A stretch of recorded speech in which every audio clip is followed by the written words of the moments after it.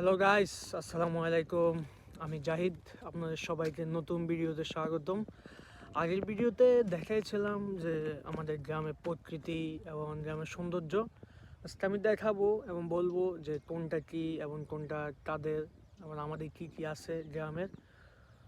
তো চলুন শুরু করা যাক।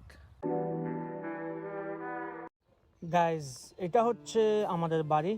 এই যে বাম পাশেরটা দেখতে ছোট হলো, ভিতরে অনেক বড়, দুই পাশে দরজা আছে এবং রান্নাঘরও আছে। এবং এটা হচ্ছে আমাদের রান্নাঘর, যেখানে মাটির চুলায় রান্না করা হয়। আর এটা হচ্ছে আমার ছোট চাচার ঘর এবং তাদের রান্নাঘর। ওনারা এখন এখানে থাকে না, শহরে থাকে ওনারা। এটা হলো আমাদের বাড়ির পিছনের দিক। এখানে অনেক গাছপালা, চারপাশে গাছপালা দিয়ে পরিপূর্ণ। গাইজ, এটা হচ্ছে আমাদের বাড়ির সামনের দিক এবং সবচেয়ে সুন্দর স্থান আমাদের বাড়ির, যেখানে দাঁড়ালে আমার মন ভালো হয়ে যায়। এবং এখান দিয়ে আপনি সামনে একটু গেলে দেখতে পারবেন হচ্ছে অনেক জমি, যেখানে প্রতি বছর ধান চাষ হয়। এবং এখানে অধিকাংশই জমি হচ্ছে আমাদের এবং আমাদের আশপাশের আত্মীয়দের। আর এটা হচ্ছে আমাদের বড় চাচাদের ঘর। ওনারা এখানে থাকে না, মাঝে মাঝে থাকতে আসে এখানে। এই যে দেখতে পাচ্ছেন, এটা হচ্ছে আমার আরেক চাচার ঘর। এটা হলো আমাদের পুকুর, এখানে অনেক মাছ পাওয়া যায়, মাছ চাষ হয় মাঝে মাঝে। এটা হচ্ছে আমাদের এলাকার মসজিদ এবং এটা বাইরে এবং ভিতরে খুবই সুন্দর, যেটা আমার দাদা বানাইছিল। আমার দাদা নেই, কিন্তু তার স্মৃতি রয়ে গেছে।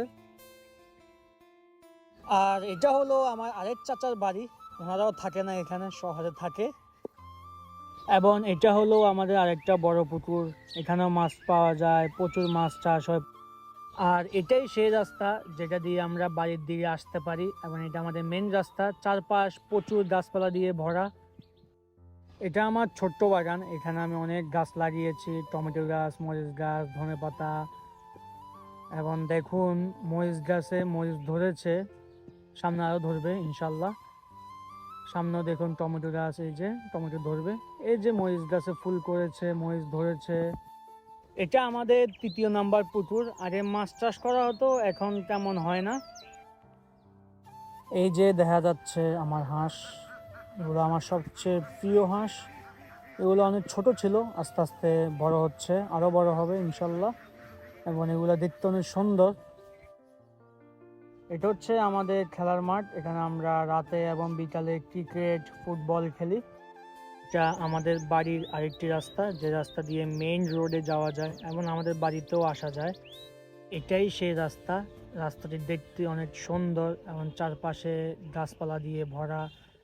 এখানে 24 ঘন্টা গাড়ি চলে। তো গাইস, আজকের ভিডিও এ পর্যন্তই। আপনাদের কাছে অবশ্যই ভিডিওটি ভালো লাগবে।